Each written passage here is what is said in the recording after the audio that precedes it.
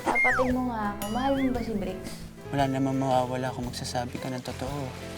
Either way, mas mabuti kung hindi mo na sabihin kay Bricks. Late na.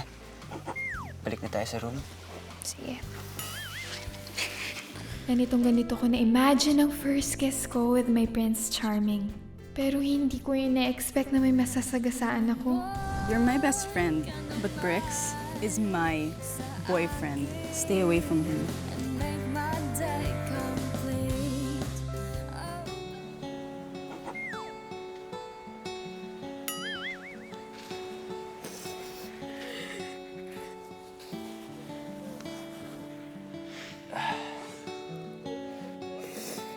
Okay ka lang? Leave me alone. Hey, ano nangyari? Ba't ka ba nandito? Gusto ka tang makausap. What for? Bakit mo ako inalikan? Alam mo, it was a mistake. Kalimutan na natin yun.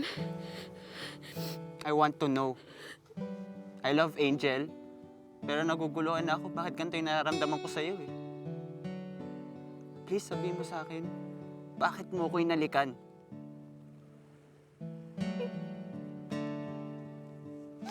Dance ka ba talaga? O nagtatanga-tangahan lang? I really like you, Bricks. I really do. Pero hindi pwede. Kasi boyfriend ka ni Angel. Di mo ba na-gets? Hindi ko kayang saktan ng best friend ko.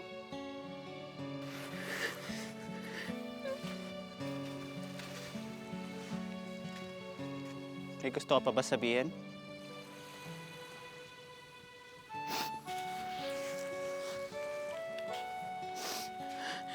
Oo.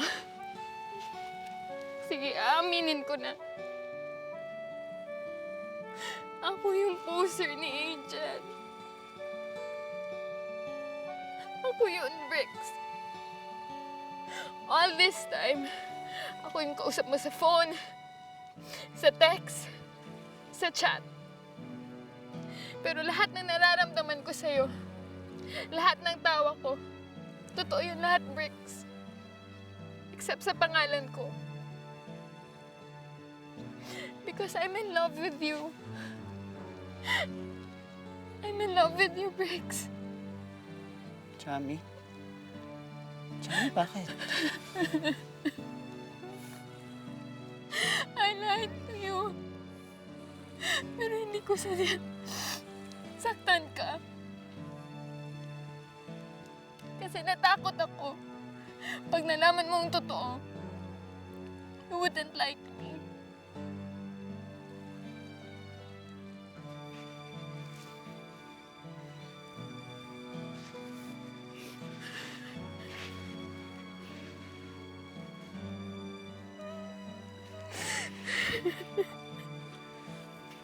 Tama ka. Ayoko sa lahat yung niloloko ko. Ayoko sa lahat yung pinaglalaruan ako. Chami, ang dami mong pagkakataon para sabihin mo sa akin yung totoo. Pero di mo ginawa. Nasasaktan ka, pero masasasaktan ako. Alam mo kung bakit? Dahil kung naging totoo ka lang sa sarili mo, sana tayo na. Sana naging tayo na. Hindi na umantong sa ganito. I'm really sorry, Bricks. Hindi. Bricks, I'm sorry, Bricks. Talaga sorry, ha? Alam mo kung bakit? Mahal ko si Angel. At yung sa atin dalawa, habang buhay na natin panghihinayangan yun. Bricks. Bricks. Bricks. Bricks.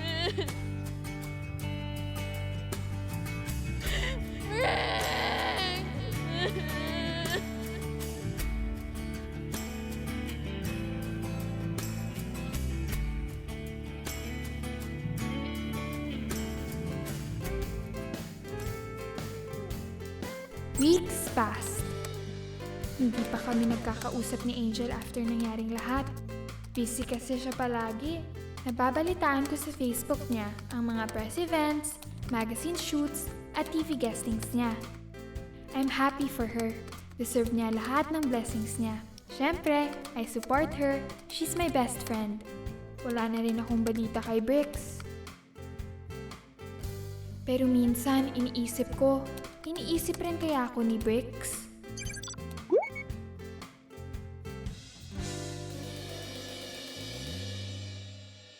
Namimiss ko siya. Pero I know, dapat akong lumayo. Lahat ng actions may consequences, lalo na sa pag-ibig. Kailangan nating tanggapin ang consequences ng actions natin, kahit hindi magandang kinalabasan. Ginusto natin yun eh. Alam mo yung feeling na parang nalagay sa washing machine ang puso mo? Sobrang nakuskos, piniga, tapos sinampay para matuyo. Ganon ang feeling ko pag iniisip si Bricks. Minsan, kahit masakit, mas okay nang magkalayo para hindi na masaktan ng puso.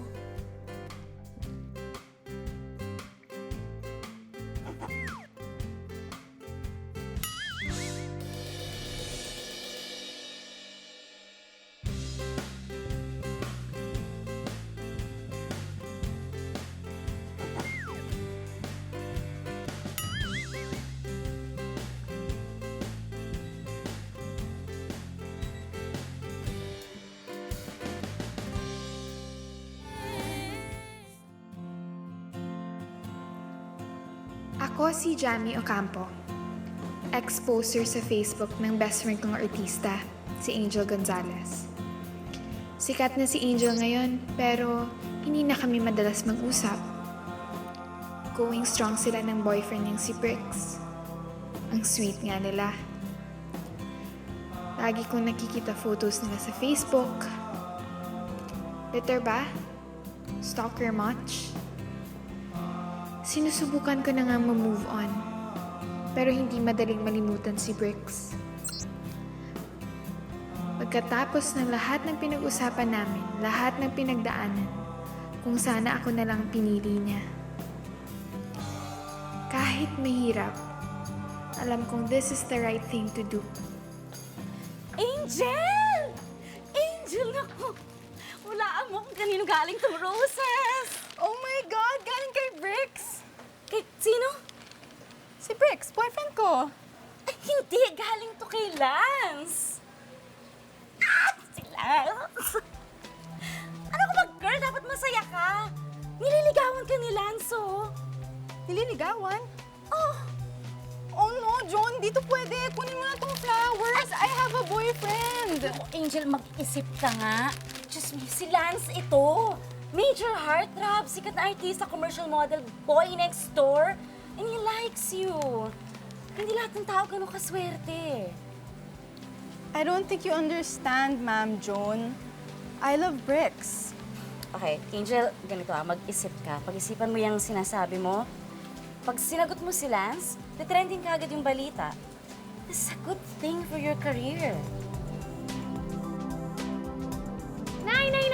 Si Angel nasa TV! Dali! Ang dami ko pang gagawin, Johnny. Eh, Nay, supportahan na natin si Angel. Dali! Halika na! Naku, ikaw talaga, anak ko. Oh, sige na nga. Sa mga fans mo, mga kaibigan mo. Well po, Tito, first time ko po yung teleserye na to. Ang ganda talaga ni Angel, Ma. Ikaw talaga. Ang tsaga mo rin, eh, no? Siyempre, best friend ko yan eh. Ang daming natutuwa mga fans, alam mo yan. Pero sa totoo lang, shock sila, enjoy sila. Pero mas marami ang natutuwa at napapag-usapan ang iyong love life. Curious lang ako, kayo na ba ni Lance Concepcion? Wish lang niya. Yes po, Tito. Boyfriend ko po si Lance. Angel? Anong sinasabi mo? Kailan pa? Magwa 1 month na po. What? Angel, the last time na magkita tayo at nagkausap tayo, parang meron kang isang non-showbiz boyfriend. Sino na nga ba ito? Si Bricks. Oh, kumusta na kayo ni Briggs? Anong nangyari? It just didn't work out. Magkaiba kasi yung mundo namin. Si Lance kasi artista, so he understands my work and he understands me. Pero minahal mo siya, yung ex mo. Yes po, Tito, I loved him very much, but I just felt it was time to move on. Maraming mga fans o mismo si Briggs ay nanonood sa atin ngayon. Anong mensahe na gusto mong iparating sa kanya? Bricks, I'm sorry.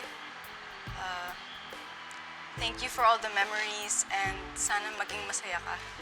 Follow up lang, Angel. Sinong mas minahal mo? Yung ex mo o yung kasalukuyang boyfriend mo na si Lance? Hello? Hello, Jamie. Kailangan ko ng tulong mo. Bakit? Ano ba nangyari?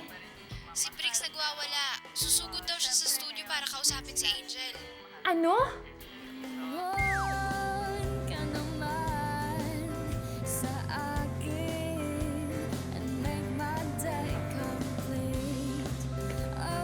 Kuya, kailangan ko makausap si Angel, please. Sir, hindi kayo pwedeng pumasok. Kuya, kailangan ko nga siya makausap eh. Angel! Angel! Please talk to me, Angel, please! Kuya, papasukin mo na ako! Angel! Angel! Angel!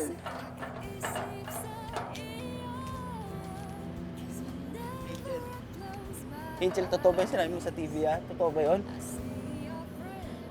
Bricks, wag dito, nakakahiya. Paki-explain naman, please. Please, totoo ba yun? Let's talk inside. No, let's talk now.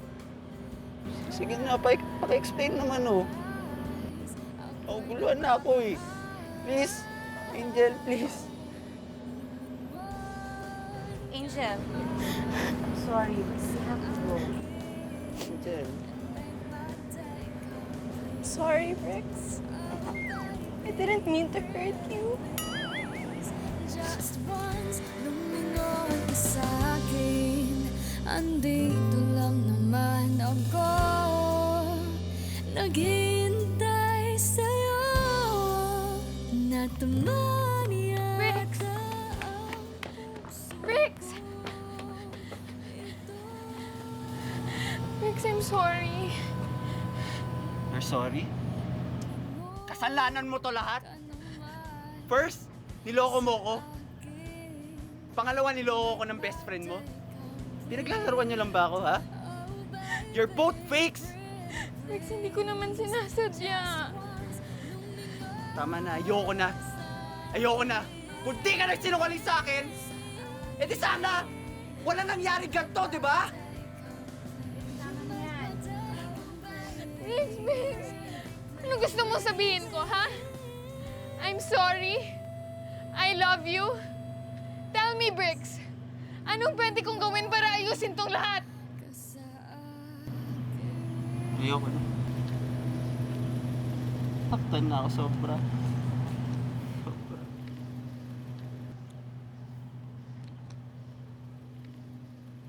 Lumingon ka naman sa akin and make my day complete.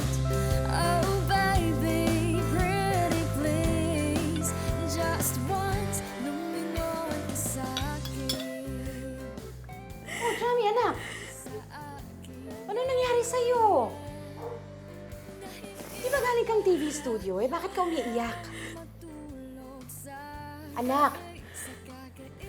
Ay, nako. Ikaw bata ka. Kung ano-ano na naman siguro ang ginawa mo, no? Sumama ka na naman siguro dun sa kaibigan mong artista. Ay, nako, Jamie. Alam mo, dapat sa'yo yata. Idestino na kita dun sa kuya mo. Dun ka na lang sa Canada. Para naman may mangyari dyan sa buhay mo. Nay,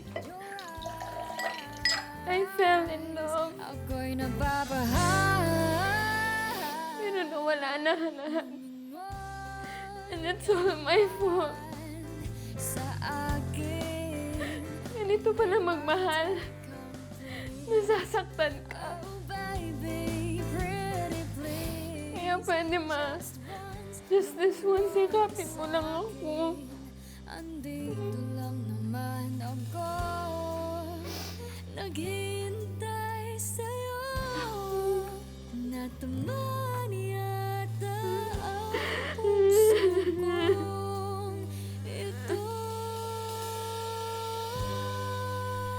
cliche na sabihin. Pero minsan, masakit talagang love. Masakit kapag iniwan ka ng mahal mo. Pero mas masakit, makita ang ibang tao na binabalwala ang taong mahal mo. But every action has a consequence. Choice kong maging poser. Natakot akong hindi mahalin ni Bricks. Kaya ko siya niloko. Kaya nasaktan ko siya. Nasaktan ko din ang best friend kong si Angel. Kaya siguro minsan, masakit ang pag-ibig. Kapag walang problema, masaya, nakakakilig. Pero kapag may nangyaring masama, intense, mabigat sa damdamin, siguro sumasakit lang ang pag-ibig para maturuan ang puso ng leksyon.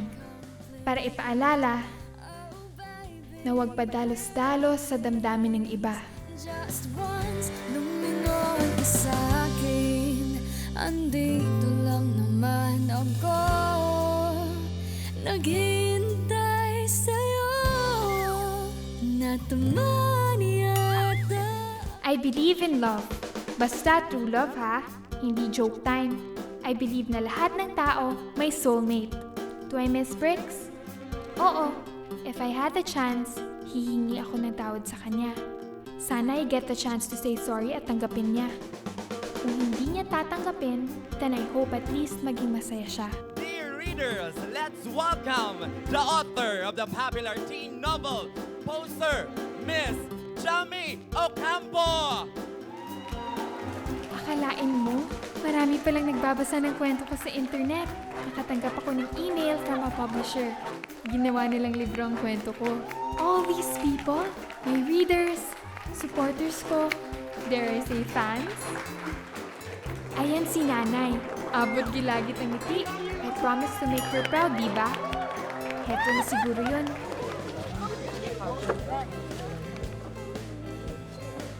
Salamat. Okay, next. Siya, yan. Excuse me. Salamat. Pa-autograph.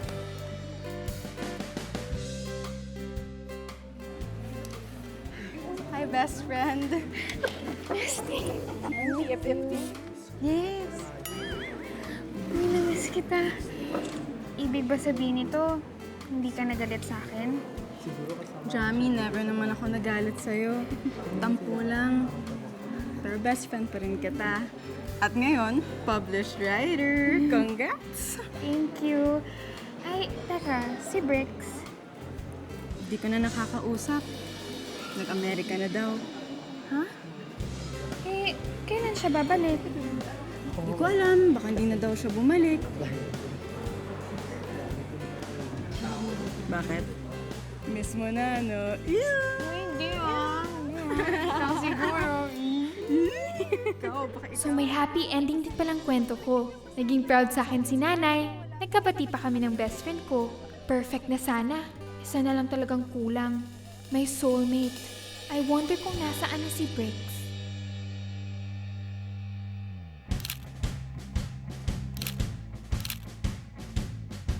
So proud of you! Berdel! Miss, Lumingon ka naman sa akin and make my day complete. Oh baby, pretty please, just once pwede ba magpa-autograph? sa akin. Oh, ba't bigla ka natahimik? Hindi bagay sa'yo, Jamie.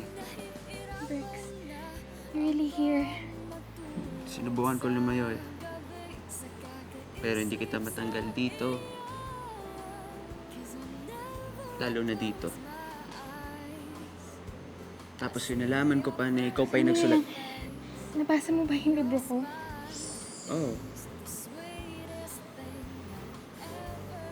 Bricks, lahat ng gusto kong sabihin, lahat na yun, lahat na nararamdaman ko, pinost ko dyan sa libro. Lahat ng dito at dito, dyan yan. Hindi ko nasulat ang kwento ko kung hindi ka dumating sa buhay ko, Bricks. Jamie. Can we start over? Gusto kita makilala ulit as yourself. Gusto ko makilala si Jamie. Yung totoong ikaw. Hi, my name is Brix. Hi. My name is Jamie. Jamie? Pwede ba akong humingi na isa pang request? Ano yun? Dahil na-miss kita, pwede ba akong humingi ng kiss? Hindi pwede. Ay, hug, pwede ba? Okay lang. Okay lang?